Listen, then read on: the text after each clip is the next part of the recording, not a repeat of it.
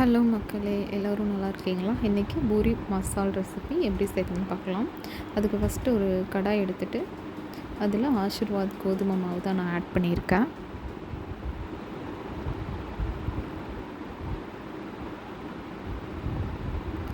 கோதுமை மாவு போட்டதுக்கப்புறம் 3 பேர்த்துக்கு அளவான மாவு தான் நான் எடுத்திருக்கேன். நான் அதுக்கப்புறம் சால்ட் ஆட் பண்ணிக்கிறேன். எண்ணெய் வந்து 1 ஸ்பூன் போதும். 1 ஸ்பூன் ஆட் பண்ணிவிட்டு நல்லா மிக்ஸ் பண்ணணும். ஃபஸ்ட்டு எண்ணெய், உப்பு, மாவு 3யும் நல்லா மிக்ஸ் பண்ணதுக்கப்புறம் தான் நம்ம தண்ணி சேர்த்தணும். இது என் ஸ்டைலில் நான் செய்கிறது இப்படி தான். அதுதான் நான் உங்கள்கிட்ட ஷேர் பண்ணிக்கிறேன். இப்போ பார்த்துட்டிங்கன்னா தண்ணியை தெளித்து நம்ம மாவை பிசைய ஆரம்பிச்சிடலாம். இப்படி பாருங்கள், நான் செய்கிற மாதிரி ட்ரை பண்ணுங்கள். உங்களுக்கு மாவு நல்லா சாஃப்டாக இருக்கும். ரொம்ப நேரம் ஆனாலும் பூரியோட அந்த கிறிஸ்பினஸ் போகாமல் நல்லா இருக்கும் உங்களுக்கு. கண்டிப்பாக இது எப்படின்ட்டு இதை பார்த்து ட்ரை பண்ணி பாருங்கள்.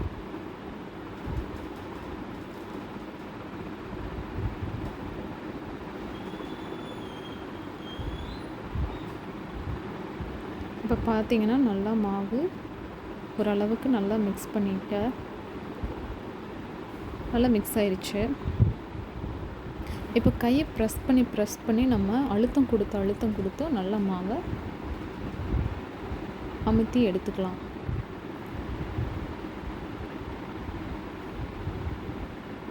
ஒரு 5 to 7 மினிட்ஸ் நல்லா நீங்கள் ப்ரெஸ் பண்ணி நீங்கள் அழுத்தம் கொடுக்கும்போது நல்லா மாவு சாஃப்டாக ஆரம்பிக்கும்.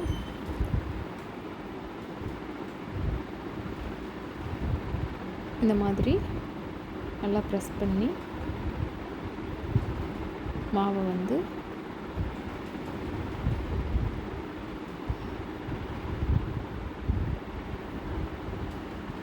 ஆன் பண்ணவே இல்லையா?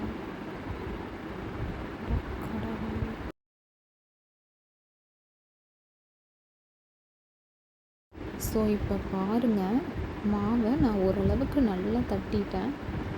நல்லா மிக்ஸ் பண்ணிட்டேன். மிக்ஸ் பண்ணதுக்கப்புறம் மாவு இப்படி தான் இருக்குது. நீங்கள் ஒரு 5 to 7 மினிட்ஸ் நல்லா இந்த மாதிரி அழுத்தம் கொடுக்கும்போது தான் நல்லா வரும். பூரி நல்லா உப்பி வரும், கிறிஸ்பினஸோடு இருக்கும். ரொம்ப நேரத்துக்கு அந்த கிறிஸ்பினஸ் இருக்கும்.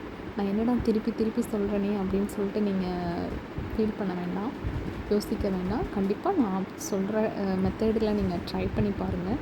கண்டிப்பாக நல்லா வரும். நான் இந்த மெத்தடில் தான் செய்வேன். ஒரு 5 to 6 ஹவர்ஸ் இந்த கிறிஸ்பினஸ் அப்படியே இருக்கும். கண்டிப்பாக ட்ரை பண்ணி பாருங்கள். அதுக்கப்புறம் மசால் ரெசிபி ரெடி பண்ண ஆரம்பிச்சிடலாம். அதுக்கு ஃபஸ்ட்டு கடலை 2 ஸ்பூன் ஆட் பண்ணிக்கிறேன். நான் இது 3 பேர்த்துக்கு அளவான இது சொல்கிறேன். அதுக்கப்புறம் தேங்காய் 3 பல் எடுத்துக்கிறேன். 3 துண்டு ஆட் பண்ணிக்கிறேன். அதுக்கப்புறம் ஒரு துண்டு இஞ்சி, அதுக்கப்புறம் ஒரு பச்சை மிளகா. காரம் அதிகமாக சேர்த்த மாட்டேன், ஸோ பச்சை மிளகா 1 மட்டும் எடுத்துக்கிறேன். வெள்ளைப்பூடு 4 பல் எடுத்துக்கிறேன். அதுக்கப்புறம் பார்த்துட்டிங்கன்னா சோம்பு ஒரு 1/4 ஸ்பூன் அளவுக்கு சேர்த்துனா போதும். கருவேப்பிலை இருந்தால் நீங்கள் ஆட் பண்ணிக்கோங்க, நான் அதை ஆட் பண்ண மறந்துட்டேன். அதுக்கப்புறம் மஞ்சள்தூள் ஆட் பண்ணிக்கிறேன்.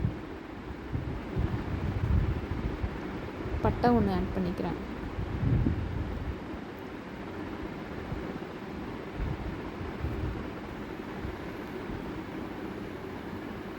மஞ்சள்தூள் ஆட் பண்ணதுக்கப்புறம் இதை அரைச்சிட்டு வந்துடலாம். என்னடா இப்படி பண்ணோன்னே அரையுமான்னு பார்த்தேன், அரையில. மிக்ஸி போட்டதுக்கப்புறம் தான் அரைக்கணும். ஸோ மிக்ஸி ஆன் பண்ணிக்கலாம். இப்போ நல்ல ஃபைன் பேஸ்ட்டாக நீங்கள் அரைக்கணும். இதை தண்ணி ஊற்றாமல் ஃபஸ்ட்டு அரைச்சிட்டு அதுக்கப்புறம் தண்ணியை ஆட் பண்ணிக்கோங்க.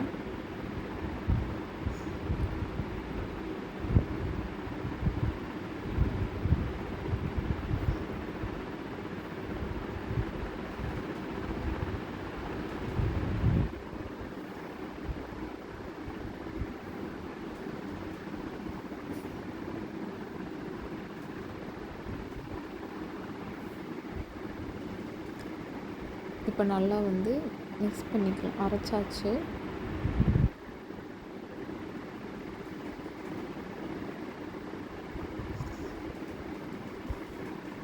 அதுக்கப்புறம் என்ன மக்களே, தாளிப்பு போட வேண்டியதுதான்.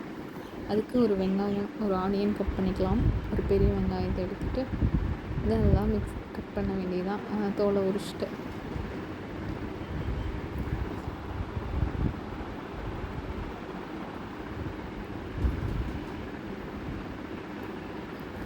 இப்போ இதில் ஒரு ட்ரிக் நான் உங்களுக்கு சொல்லட்டுமா? ஃபஸ்ட்டு வந்து ஆனியனை வந்து கட் பண்ணி கழுவிட்டு வந்துடுங்க. அந்த பிளாக் இல்லாமல் கழுவிட்டு வந்ததுக்கப்புறம் கண்ணில் தண்ணி வராமல் இருக்கிறதுக்காக ஒரு டிப்ஸ் சொல்கிறேன். மேலே இருக்க அந்த வேர் பகுதியை நீக்கிக்கலாம். நீக்கினதுக்கப்புறம் வெங்காயம் நம்ம இதுக்கு வைக்காமல் ஆப்போசிட் டைரெக்ஷனில் வச்சு கட் பண்ணி பாருங்கள். உங்களுக்கு கண்ணில் இருந்து தண்ணி வராது. அது வந்து ஆப்போசிட் டைரெக்ஷன் நான் வைக்கிறேன் பார்த்தீங்களா, அந்த மாதிரி வச்சு கட் பண்ணும்போது கண் எரியாமல் இருக்கும். கண்டிப்பாக இது உங்களுக்கு யூஸ்ஃபுல்லாக இருக்கும்னு நினைக்கிறேன். இந்த டிப் ட்ரை பண்ணி பாருங்கள்.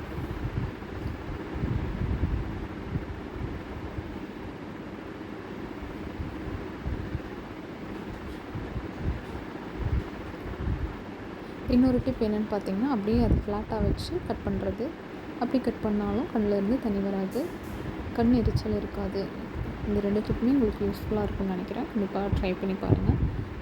இப்படி நம்ம செய்யும்போது வேலையும் ரொம்ப சிம்பிளாக முடிஞ்சிடும். அதுக்கப்புறம் தாளிக்க வேண்டியதாங்க. அடுப்பில் கடாயை வச்சுட்டு எண்ணெய் ஊற்றிக்கலாம். எண்ணெய் ஊற்றிட்டு கடுகு போட்டுக்கலாம்.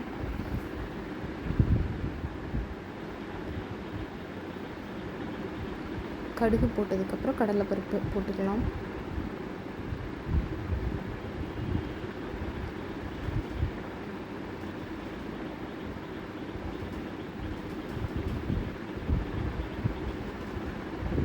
கடலைப்பருப்பு நல்லா பொரியட்டும். அதுக்கப்புறம் ஆனியன் நம்ம சேர்த்துக்கிறோம். கட் பண்ணி வச்சுருக்க ஆனியன் நம்ம போட்டாச்சு. நல்லா மிக்ஸ் பண்ணணும்.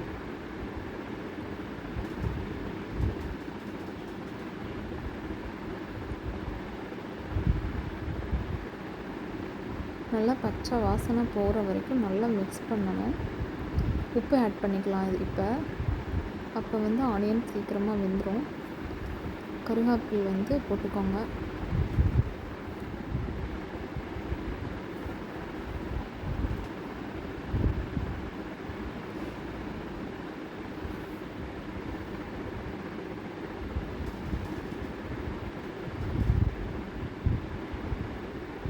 நல்லா மிக்ஸ் பண்ணிக்கலாம். மிக்ஸ் பண்ணதுக்கப்புறம்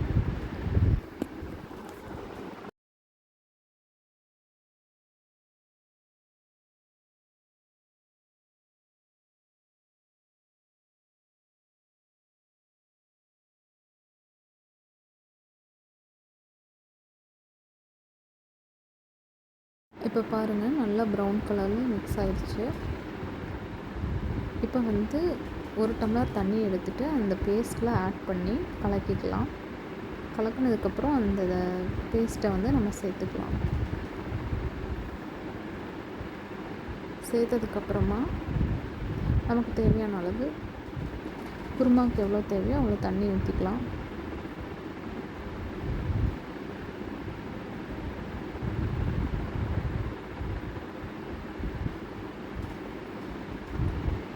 உப்பு போட்டுட்டு நல்லா வந்து மிக்ஸ் பண்ணிக்கோங்க.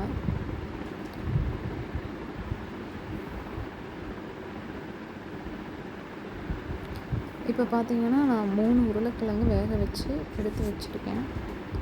இப்போ நான் போய் அதை தொளிச்சிட்டு வந்துடுறேன். அதுக்குள்ளே அது கொதிக்க ஆரம்பிக்கும். இப்போ நான் அதை வேக வச்சுட்டேன். இதை நான் போய் தொளிச்சு எடுத்துகிட்டு வர உருளைக்கிழங்க. இப்போ பார்த்திங்கன்னா இது அளவுக்கு கொதிக்க ஆரம்பிக்குது. ஸோ இந்த ஸ்டேஜில் நம்ம போயிட்டு உருளைக்கிழங்க வந்து கட் பண்ணிக்கலாம். அப்படி இல்லைன்னா கையாலேயே மசிச்சு குருமாவில் ஆட் பண்ணிக்கலாம்.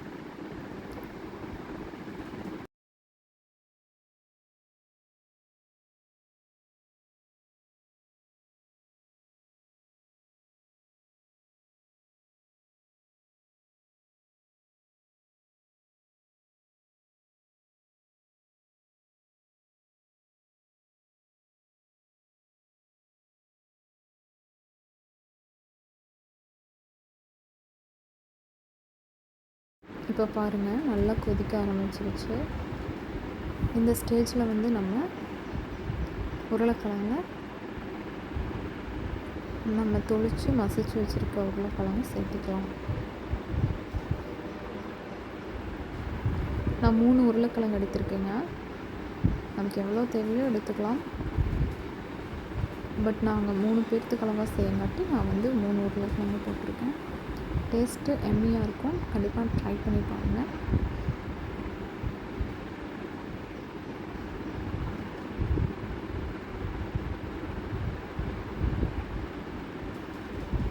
அதுக்கப்புறம் வந்து பூரி போட ஆரம்பிக்கலாங்க. அதுக்கு கடாயில் எண்ணெய் ஊற்றிக்கலாம். ஆயில் ஆட் பண்ணிவிட்டு நல்லா வந்து கொதிக்கட்டும்.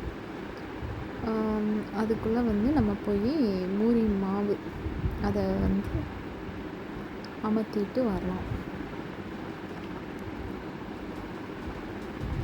இப்போ பாருங்கள், எண்ணெய் நல்லா கொதிச்சிருச்சு.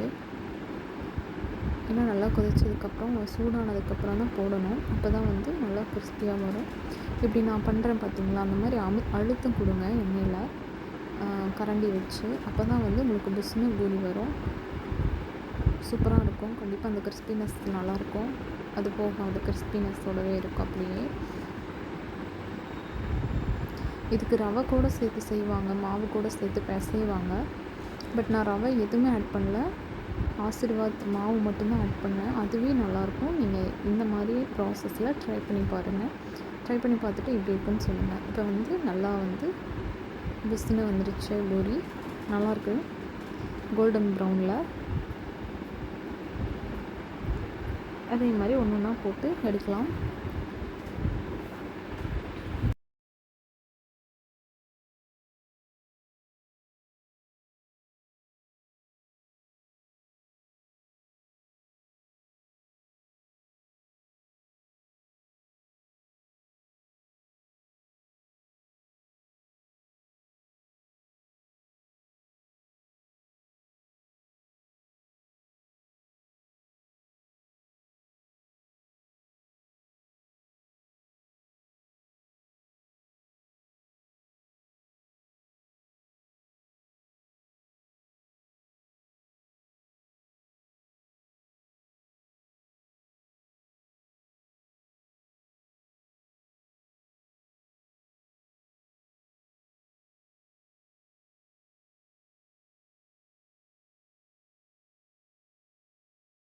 இப்போ பாருங்கள், நான் வந்து 2 பூரி போட்டு பொரிச்சிட்டேன். அதுக்கப்புறம் வந்து பூரி குருமா ரெடி ஆகிட்டுருக்கு. இதில் வந்து நான் கொத்தமல்லி தழை சேர்த்துக்கிறேன். கொத்தமல்லி தழை சேர்த்து செய்யும்போது ரொம்ப நல்லாயிருக்கும். இப்போ பாருங்கள், பூரி ரெடி ஆயிடுச்சு. பூரி வித் குருமா ரெசிபி ரொம்ப ஈஸி, ரொம்ப டேஸ்டியாக இருக்கும். குழந்தைங்களும் சாப்பிட்டுப்பாங்க. கண்டிப்பாக ட்ரை பண்ணி பாருங்கள்.